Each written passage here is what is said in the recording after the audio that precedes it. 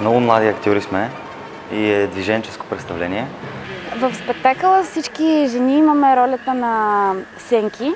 Мъжете са тела. Сега всяка сянка и всяко тяло имат различна роля, различен кармична връзка. Само сянката дава смисъл на тялото.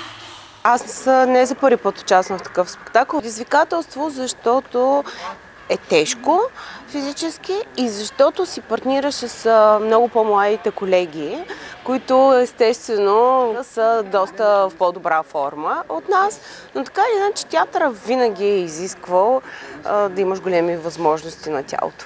Представлението цели да зададе най-важните човешки въпроси. Кой съм аз, какво правя тук и на къде отивам.